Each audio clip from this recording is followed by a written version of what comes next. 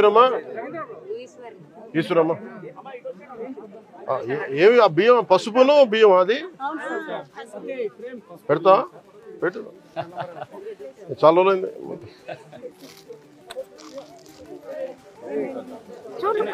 పట్టాలు ఇచ్చేసి హౌసింగ్ కూడా శాంక్షన్ చేయాలి. పట్టాలా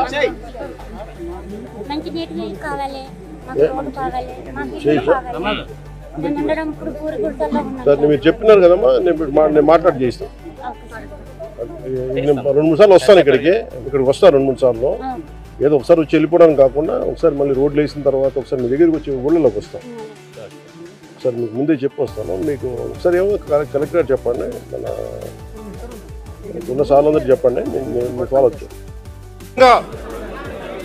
గిరిజన వర్గ ప్రజలందరికీ, మన్యం ప్రాంతంలో ఉండే ప్రజలందరికీ నేను మీకు నారా చంద్రబాబు నాయుడు గారి ఆధ్వర్యంలో నాయకత్వం నడుస్తున్న ఈ కూటమి ప్రభుత్వం తరపున మనకున్న మంత్రివర్గ సహచరులు కానీ ఎమ్మెల్యేలు కానీ అందరి తరపున నేను మాటిస్తున్నాను.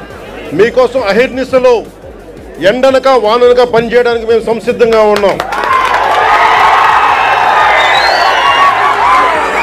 ఇందాక కలెక్టర్ గారు నా దృష్టికి తీసుకొచ్చారు. ఇది పైకి మనం ఎంతవరకు వెళ్తాం ఆగుదామంటే ఒకటే మాట చెప్పాను కలెక్టర్ గారికి. 1 కిలోమీటర్ నడిస్తే కానీ సాధక బాధలు తెలియవు నాకు, కనీసం నేను నడవాలి. నేను అలాంటిది 4 డోలీ పట్టుకొని ఒక గర్భిణీ స్త్రీని పట్టుకొని ఎంత ఇబ్బంది పడతారో బాధ నాకు తెలియాలంటే ముందు నేను నడవాలి, నేను నడుస్తాను దీనికి అని చెప్పి. నేను మీ కన్నీళ్లు తుడిచి పారిపోయే వ్యక్తిని కాదు. నేను దూరంగా ఉన్న నా రూమ్లో కూర్చొని ఉన్నా మీకోసం నిరంతరం పరితపించే వ్యక్తిని. ఒక మాట ఇచ్చాను, నా పేషీ కూడా ఒకటే మాట చెప్పారు, నేను ఇక్కడే ఉండాలి. 2 నెలలకు ఒకసారి 10 రోజులు చొప్పున నేను మన్యం ప్రాంతం మొత్తం తిరగాలి. నేను ఒక్కొక్క యువకుడికి మాటిస్తున్నాను, ఒక్కొక్క యువతికి మాటిస్తున్నాను, ఒక్కొక్క గిరిజన తల్లులకి మాటిస్తున్నాను, ఒక్కొక్క గిరిజన పెద్దలకి మాటిస్తున్నాను. నేను మీకోసం ఒళ్ళు వంచి పనిచేస్తాను మీకోసం.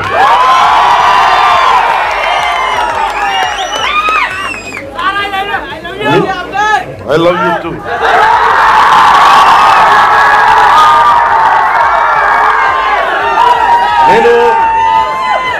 నేను మీకు చెప్పినంత ఐ లవ్ యూ నా బిడ్డలకు కూడా చెప్పలేదు.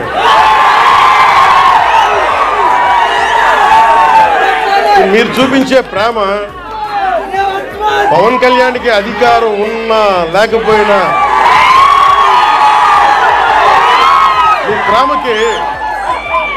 మీ ప్రేమకి నేను రుణగ్రస్తుడిని. కులం కానీ మతం కానీ ప్రాంతం కానీ చూడడం మానవత్వాన్ని చూస్తాం. అంటే డోలీల్లో గర్భస్రావం అయి బిడ్డను కోల్పోయిన తల్లి నా అక్క నా చెల్లిని చూడలా, నాతో నా రక్తం పంచు పుట్టకపోవచ్చు, కానీ చనిపోతే నా ఇంట్లో నా అక్కో నా బిడ్డ చనిపోతే ఎంత బాధపడ్డాను అంత బాధపడ్డాను. అందుకొచ్చే రోడ్లు వేయిస్తున్నాం, సీసీ రోడ్లు వేయిస్తున్నాం. అవి క్వాలిటీ రోడ్లు ఉన్నాయా లేదా అనేది ప్రమాణాలు ఉన్నాయి, మీరు కూడా చెక్ చేయాలి. మీరు గొడవ పెట్టుకునే అవసరం అయితే రోడ్లు క్వాలిటీ లేదు, ఎందుకు క్వాలిటీ లేదు, మీకు సంక్షేమ హాస్టల్స్లో ఇబ్బందులు ఉన్నాయి మాట్లాడండి. మీరు గట్టిగా ఉంటే కలెక్టర్ గారికి బలం వస్తుంది, మిగతా వాళ్ళని పనిచేయించడానికి.